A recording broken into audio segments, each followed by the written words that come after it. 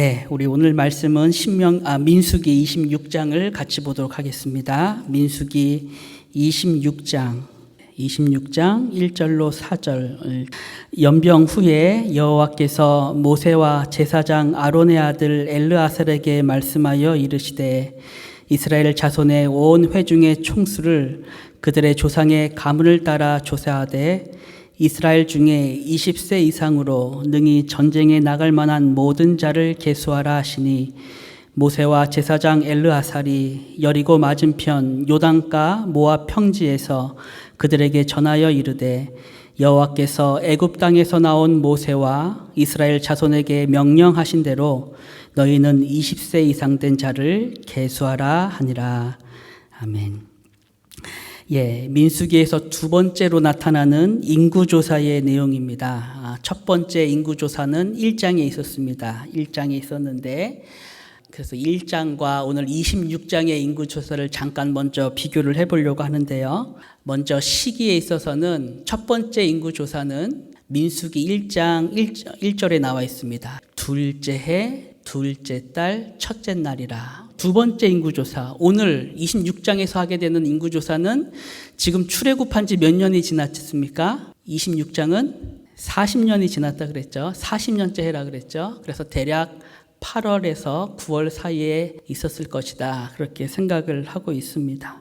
우리가 장소를 비교해 보면 첫 번째 인구조사는 시내산에서 있었습니다. 시내산에서 출발하기 전에 율법을 다 받고 인구조사를 했고, 오늘 두 번째 인구조사는 지금 어디서 하게 되느냐 하면은 모압 평지입니다. 가나안 땅을 이제 목전에 둔 모압 평지에서 있게 됩니다. 1차 인구조사는 어떤 목적으로 했는가? 무엇을 목적으로 했는가?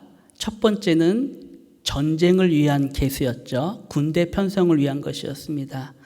광야에서 있게 되는 전쟁을 위한 계수가 첫 번째 목적이었고, 더불어 두 번째 목적은 광야에 있으면서 진을 치고 행군할 때의 질서를 잡기 위한 인구조사였습니다.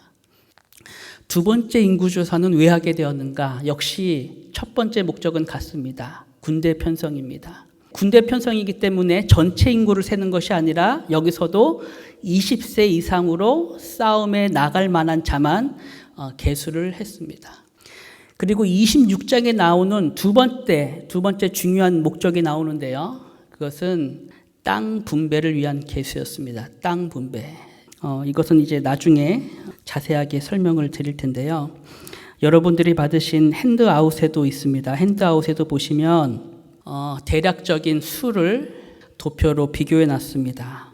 먼저 1차 때와 2차 때의 그 총 인구수만 비교해서 보면 맨 밑에 있는 거죠. 사실상 별 차이가 없습니다.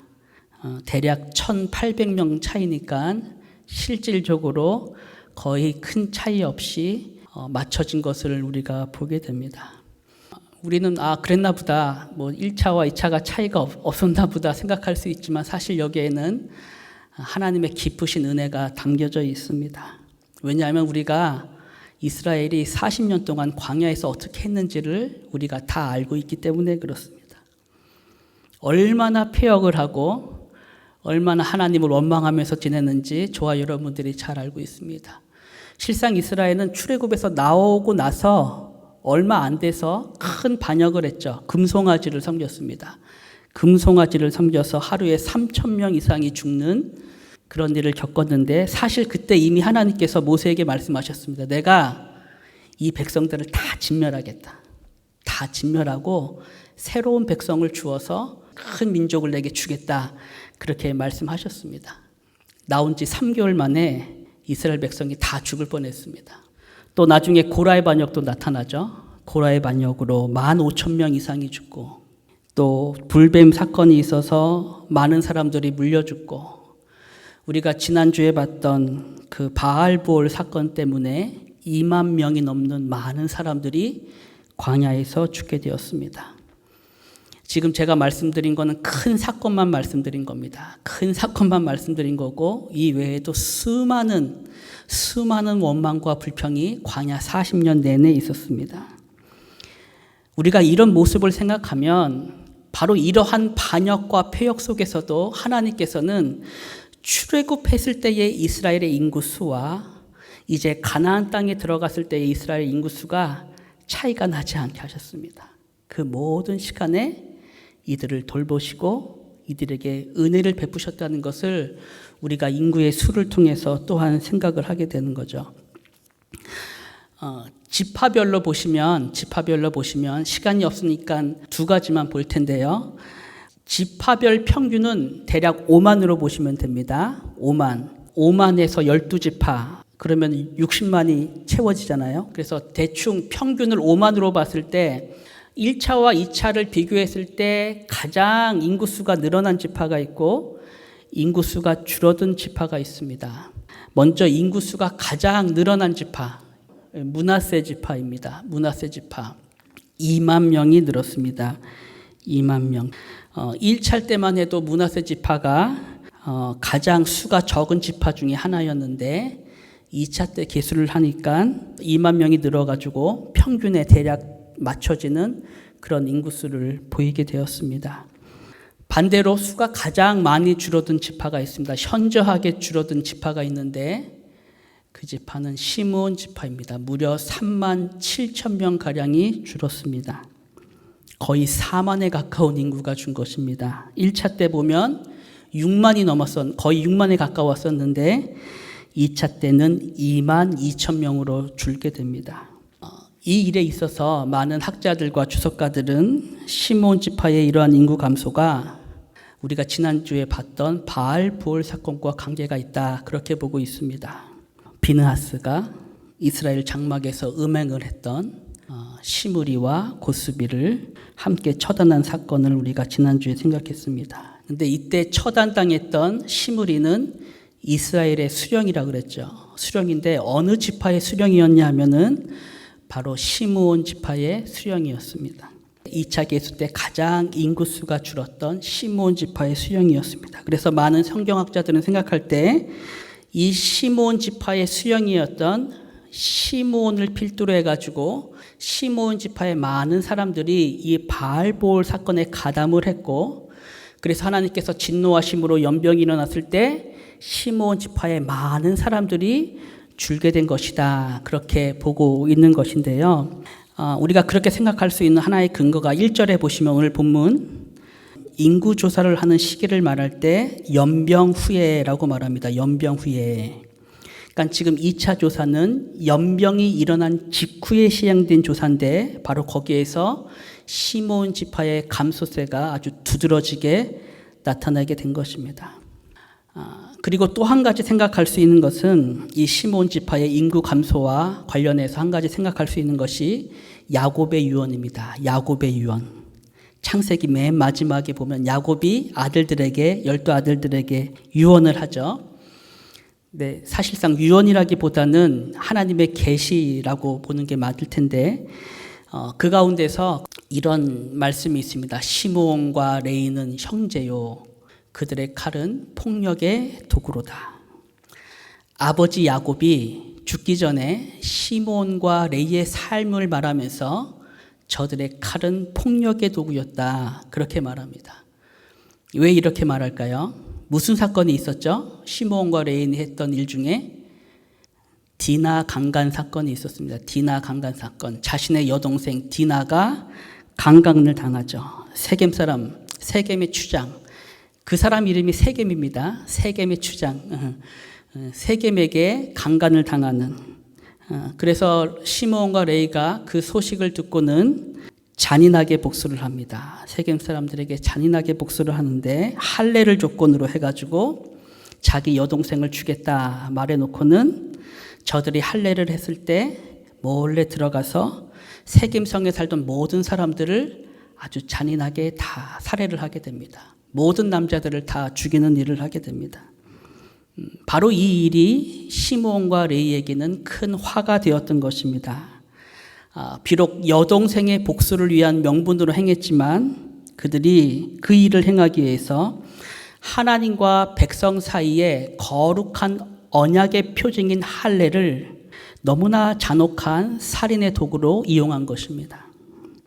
그래서 후에 이제 야곱이 바로 이 사건을 두고 죽기 전에 얘기할 때 저들은 형제인데 그들의 칼은 폭력의 도구로다 말하면서 내 호나 그들의 모의에 상관하지 말지어다. 내 영광아 그들의 집회에 참여하지 말지어다. 그들이 그들의 분노대로 사람을 죽이고 그들의 혈기대로 소의 발목 심줄을 끊었음이로다. 그 노여움이 혹독하니 저주를 받을 것이요 분기가 맹렬하니 저주를 받을 것이라. 내가 그들을 야곱 중에서 나누며 이스라엘 중에서 흩으리로다 말합니다. 그래서 지금 이것이 단순한 예언이 될 수 없는 이유입니다.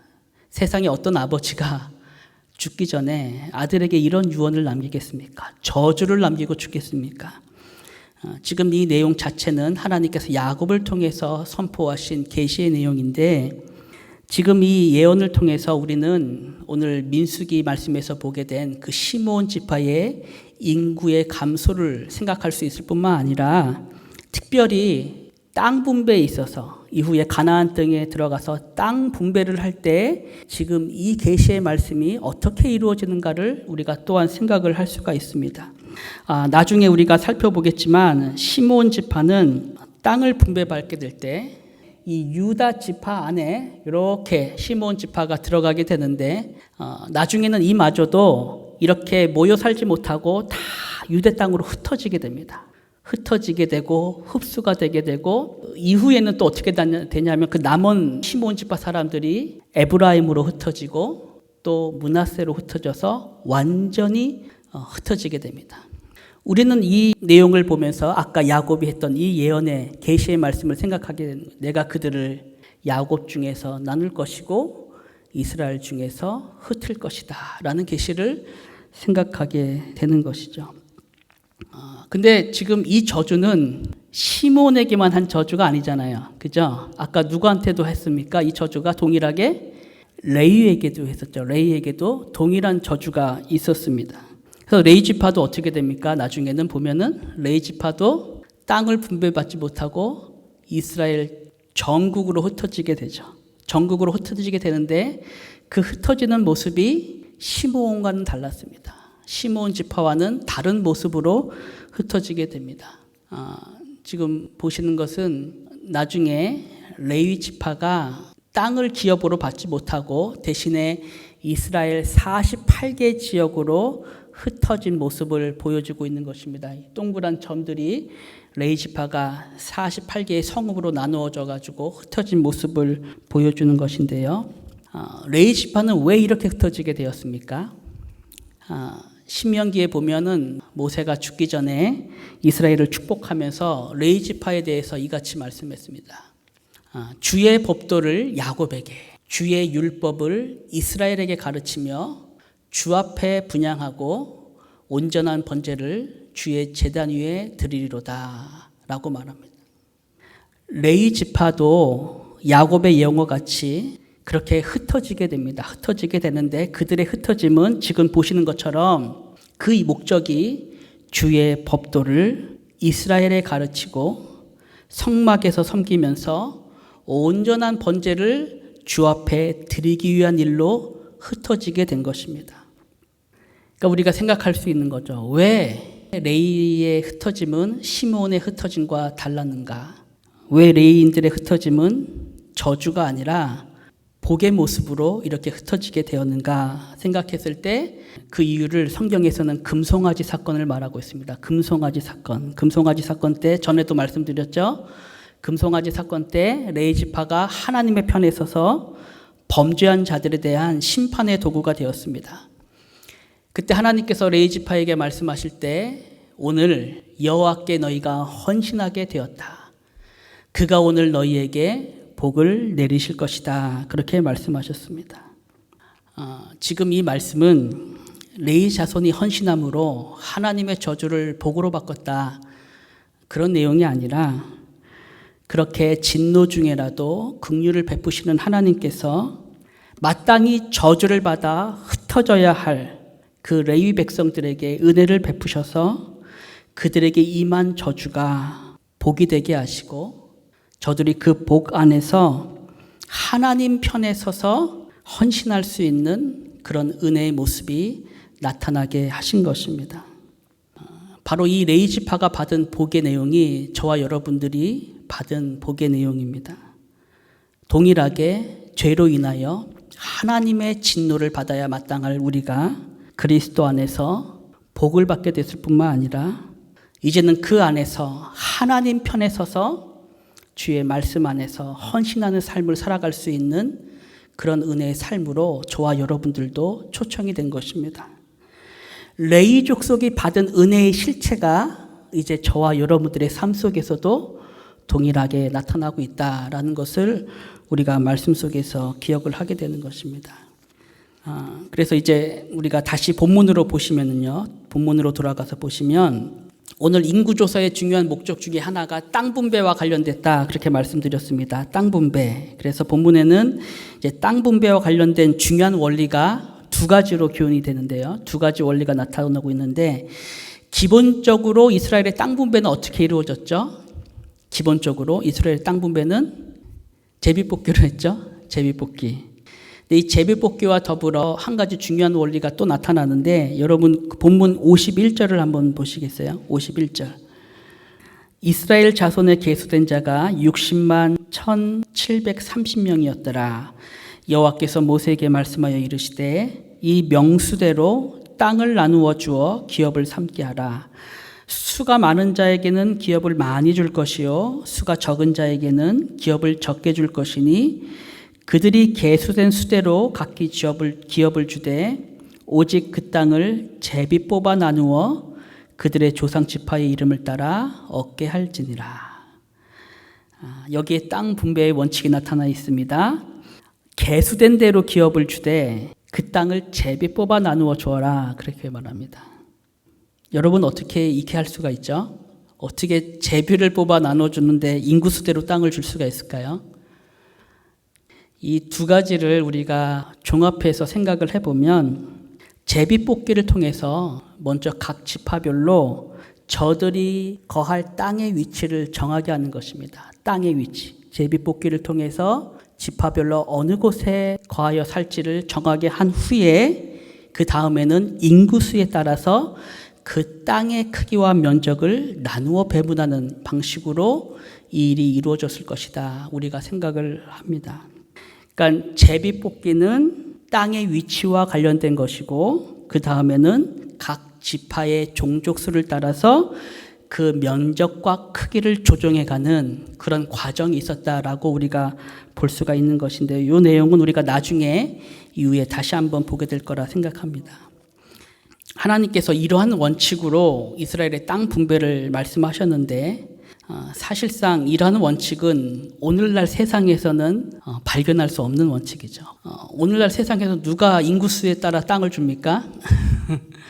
사람이 많다고 집을 많이 주나요? 우리가 사는 세상은 사람의 수를 따라서 몫이 정해지는 곳이 아니라 오히려 적은 수가 자신들이 가진 능력과 힘을 이용해서 더 많은 곳을 차지하는 그런 곳이 오늘날의 세상입니다. 그런 점에서 봤을 때 오늘 민수기에서 보여지고 있는 이러한 규율들은 세상과는 전혀 다른 원리로 나타나고 있습니다. 그것이 어떤 원리인가? 하나님의 주권과 소유하심에 근거한 분배 원칙이었습니다. 하나님께서는 이 원칙을 통해서 이스라엘이 차지하게 될 가나안 땅의 진정한 주인이 하나님이심을 알게 하시고 그러기에 그 땅은 사람의 능력을 따라서 나누어지는 곳이 아니라 그 땅의 주인 대신 하나님의 은혜와 공평을 따라서 나누어지고 분배되는 곳임을 알게 하는 것입니다. 원리가 다릅니다. 우리가 이런 내용을 생각할 때 저와 여러분들은 이러한 율법을 가지고 살고 있지는 않죠. 우리가 이런 율법을 따라서 분배를 하거나 하고 있지는 않지만 삶의 원리에 있어서는 우리 역시도 동일한 원리를 가지고 살아가야 함을 기억하게 됩니다. 저와 여러분들도 내 소유의 참 주인 대신 하나님을 기억하면서 살아야 하는 것이고 그래서 그 하나님의 은혜와 공평이 우리가 가진 소유를 통해서 드러나고 나타나는 삶을 살아야 함을 우리도 이러한 원칙을 통해서 생각을 하게 되는 것입니다. 비록 우리가 이 율법을 계명으로 받고 실질적으로 그것을 지키진 않지만 우리도 동일하게 하나님의 나라에 살고 하나님의 통치를 받는 사람으로서 바로 이러한 큰 원리가 우리들의 삶 속에서도 나타날 수 있도록 기억하고 행하는 삶을 우리가 살아야 하는 것이죠. 그리고 이제 오늘 우리가 오늘 본문에서 마지막으로 보게 되는 내용은 슬로보앗의 딸들에 관한 내용입니다. 슬로보앗의 딸들. 기억나실지 모르겠습니다. 거의 민수기 첫 시간에 이 슬로보앗의 딸들의 이야기를 잠깐 언급해 드렸는데요. 오늘 본문 33절에 보시면 헤벨의 아들 슬로보앗은 아들이 없고 딸뿐이라. 그 딸의 이름은 말라와 노아와 호글라와 밀가와 디르사니라고 말합니다. 26장은 인구를 세는 인구조사의 내용을 담고 있다 말씀드렸습니다. 근데 그 인구조사를 말하고 있는 26장에서 한 집안의 딸들의 이름을 이렇게 쭉 나열하고 있는 것은 굉장히 드문 일입니다. 굉장히 예외적인 일입니다. 근데 이 딸들의 이야기가 26장에서 끝나는 것이 아니라 27장 넘어가면 27장 1절부터 다시 쭉 나오게 되고 거기서만 나오는 것이 아니라 민수기 맨 마지막 36장에 가면 또 이 이야기가 나옵니다. 그리고 이 슬로보앗의 딸들의 이야기로 민수기가 마치는 것을 우리가 보게 됩니다. 그 말은 지금 이 슬로보앗의 딸들의 이야기가 단순한 에피소드가 아니라는 것입니다. 단순한 에피소드가 아니고 굉장히 중요한 메시지를 담고 있는 이야기다라는 것을 우리가 생각할 수 있는 것인데요. 슬로보앗이라는 사람은 므낫세 지파의 사람이었습니다. 므낫세 지파. 근데 아들이 없었죠. 아들이 없다는 말은 더 이상 슬로부엇이라는 이름으로는 므낫세 지파에서 기업을 얻을 수 없다라는 말입니다. 기업을 얻을 수 없고 당연히 가나안 땅에 들어가도 이들에게는 그 이름으로는 기업을 받지 못하게 됩니다. 그래서 여러분들이 27장, 지금 이 이야기가 이제 구체적으로 등장하는 27장에 보시면 4절에 한번 보시면 4절에 지금 슬로보앗의 딸들이 하소연을 하는 것입니다. 나와서 하소연을 하는데 어찌하여 아들이 없다고 우리 아버지의 이름이 그의 종족 중에서 삭제되리까? 우리 아버지의 형제 중에서 우리에게 기업을 주소서 하매 모세가 그 사연을 여호와께 아뢰니라. 모세가 아뢰자 하나님께서 말씀하십니다. 참 좋죠. 궁금하면 하나님께 바로 아뢰고 하나님은 바로 응답해 주십니다. 하나님께서 말씀하실 때 여호와께서 모세에게 말씀하여 이르시되 슬로보앗 딸들의 말들이 옳으니 너는 반드시 그들의 아버지의 형제 중에서 그들에게 기업을 주어 받게 하되 그들의 아버지의 기업을 그들에게 돌릴지니라. 그렇게 말씀하시면서 이전에 없던 새로운 계명을 주시게 됩니다. 새로운 계명. 그것을 요약하면 이렇게 됩니다. 첫 번째, 아들이 없이 죽은 자의 기업은 딸들에게 상속한다. 아들이 없이 죽은 자, 그 기업을 딸들에게 상속하고 딸도 없으면 죽은 자의 형제에게 상속한다. 그것이 두 번째 원칙입니다. 그리고 형제도 없으면, 그 죽은 자의 형제도 없으면 죽은 자의 아버지의 형제에게 상속한다. 그것이 세 번째 원칙이고, 아버지의 형제도 없으면 고인과 가장 가까운 친족에게 상속한다라는 법이 새로 생기게 된 것입니다. 제가 지금 이 원칙이 적용된 하나의 실례를 여러분께 보여드리겠습니다. 하나의 실례를 보여드리는데 에스라에 보면 이 말씀이죠. 에스라 2장 61절에 보면 바르실레라는 사람의 이야기가 나옵니다. 바르실레. 제사장 중에는 하바야 자손과 학고스 자손과 바르실레 자손이니 바르실레는 길르앗 사람, 바르실레의 딸 중에 한 사람을 아내로 삼고 바르실레의 이름을 따른 자라. 어렵죠? 무슨 말을 하고 있는지 어려운데 지금 바르실레가 나오는데 앞에 말하는 바르실레, 이 바르실레는 누군가 하면은 예전에 다윗이 사울에게 쫓겼을 때 다윗을 도와주었던 사람입니다. 다윗을 도와주었던 사람 바르실레를 말하는 것이고요. 그 다음에 나오는 바르실레는 앞에 바르실레와 다른 바르실레인데 이 바르실레는 누구냐 하면은 이 다윗을 도와주었던 바르실레의 딸과 결혼해서 사이가 된 바르실레입니다. 사이가 된 바르실레. 근데 지금 보시는 것이 이 사위의 이름이 장인의 이름하고 같아버리게 된 겁니다. 왜 같게 되었을까요? 감이 오시나요? 이 사위가 바르실라의 딸과 결혼하면서 장인의 이름을 자기의 이름으로 삼게 된 것입니다. 왜냐하면 장인에게는 아들이 없이 죽었기 때문에 그렇습니다. 아들이 없이 죽었기 때문에. 그래서 이 사위가 바르실레라는 장인의 딸과 결혼하면서 그 장인의 이름으로 그 기업을 계속해서 잇게 된 것입니다. 그래서 지금 말하는 것이 바르실레는 바르실레의 딸 중 한 사람을 아내로 삼고 바르실레, 여기 바르실레는 이제 다윗을 도와주었던 그 장인을 말하는 것이겠죠. 그 바르실레의 이름을 따랐다. 그렇게 말하고 있는 것이죠. 그래서 아까 우리가 민수기에서 봤던 그 슬로보앗의 딸들을 위해서 제정되었던 그 새로운 법이 이스라엘 가운데 적용된 사례를 이 말씀을 통해서 우리가 보게 되는 것입니다. 그랬을 때 지금 이 새로운 계명이 지향하는 것은 단순히 여성의 인권을 보호하기 위함이 아니었습니다. 물론 그런 차원에 있어서도 이 법은 굉장히 혁명적인 법입니다. 왜냐하면 이 당시에는 딸에게 상속하는 법이 없었습니다. 이 고대 근동 사회에서 아버지의 재산을 딸에게 상속하는 일이 없었기 때문에 사실 이 자체만 해도 굉장히 혁명적인 법이었는데, 그럼에도 불구하고 그 자체, 어떤 여성의 인권 자체를 보호하기 위해서 이 법이 만들어진 것은 아닙니다. 이 계명의 초점은 하나님의 백성이 주께서 허락하신 가문과 지파 안에서 아무도 제외가 되지 않고 은혜로 허락하시는 그 주님의 기업을 잇게 하기 위한 그러한 법이었습니다. 그랬을 때 이 법이 보여주는 궁극적인 것은 그렇게 그리스도 안에서 허락하시는 하나님 나라의 영원한 기업을 그 백성들에게 허락하시는 하나님의 은혜와 관련되어 있는 그러한 법이 되는 것이죠. 오늘 본문에 등장하는 이 슬로보앗의 딸들의 요청이 다만 땅에 대한 욕심 때문에, 자신도 땅을 갖고 싶다는 그런 욕심 때문에 모세를 찾아가서 요구했던 것이라고 한다면, 지금 민수기에서 이 사람들의 이야기를 이렇게 3번씩이나 등장시킬 이유가 없는 것이고, 더욱이 하나님께서 저들의 사연을 듣고 그들의 말이 옳다라고 판단하시지도 않았을 것입니다.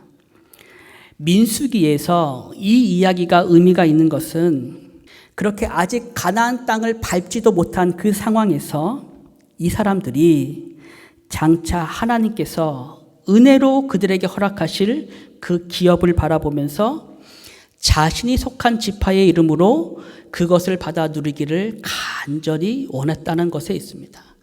믿음의 모습이 나타났다는 것에 있습니다. 믿음의 모습.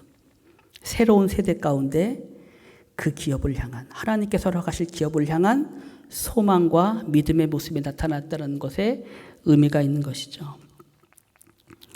그래서 여기까지 해서 오늘 내용이 다 맞춰지게 되는데요. 대략적인 내용이 맞춰지게 되는데요. 민수기 26장은 말씀드린 것처럼 이제 새로운 세대로서 가나안 땅에 들어갈 백성의 수를 세는 내용이라 말씀드렸습니다. 40년이란 세월 가운데 출애굽 1세대들이 다 죽었고 여호수아와 갈렙만 남았습니다. 그랬을 때 성경이 우리에게 말하는 것은, 그것은 40년이란 시간이 만들어낸 결과가 아니라는 것입니다. 1세대들이 다 죽고 여호수아와 갈렙만 남은 것은 40년이란 세월이 만들어낸 결과가 아니라 하나님의 말씀이 정녕 이스라엘 가운데서 온전히 실현된 일이다라고 말씀하는 것입니다. 그것이 오늘 본문 마지막에서 분명히 언급하고 있는 내용입니다.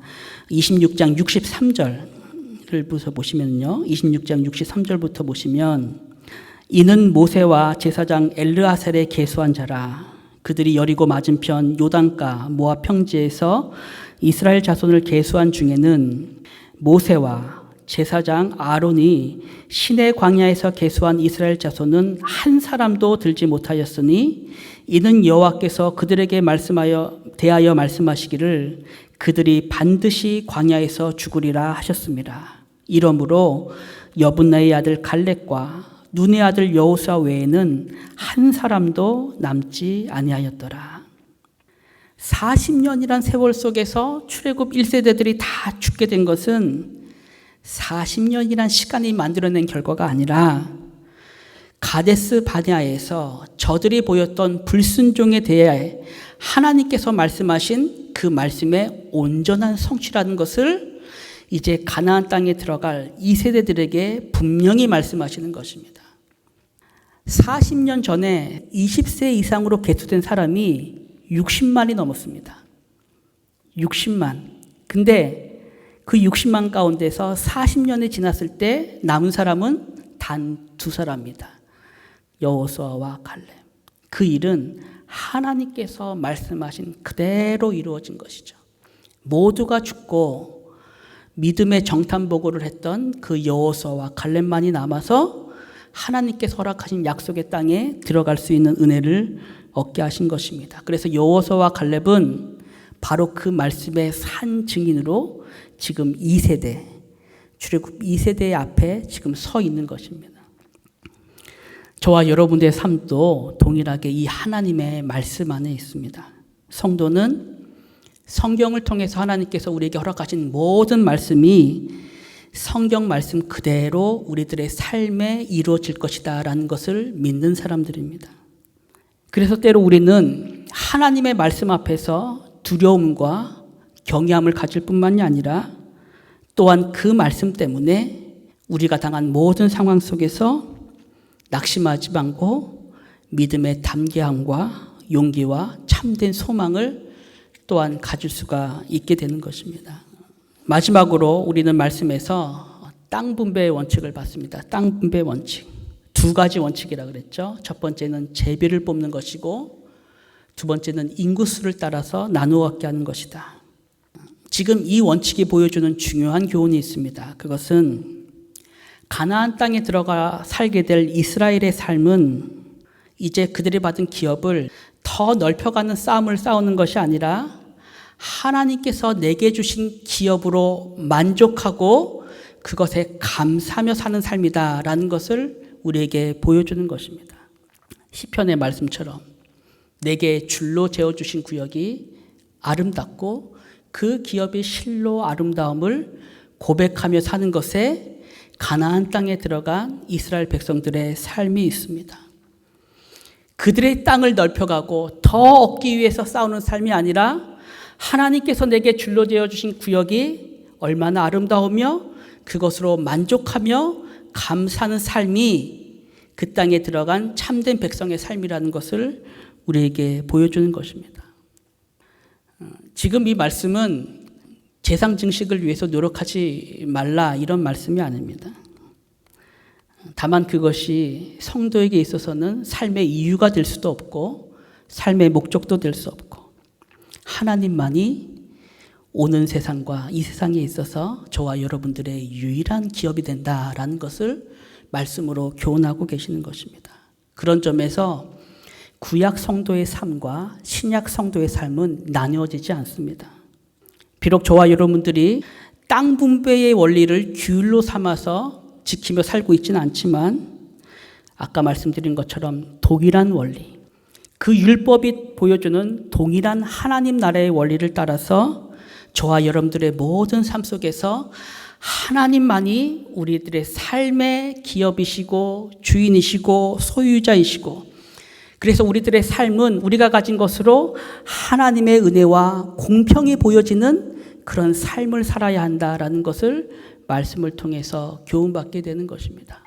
바로 거기에 오늘도 저와 여러분들이 하루 동안 살아온 그런 삶의 의미가 있습니다. 하나님을 기업으로 주님께서 우리의 주인이 되시고 우리의 삶을 통해서 하나님 나라의 열매가 나타난 삶을 살아가는 것이 저와 여러분들의 구원받은 자의 삶의 참된 은혜요 내용이 되는 것입니다.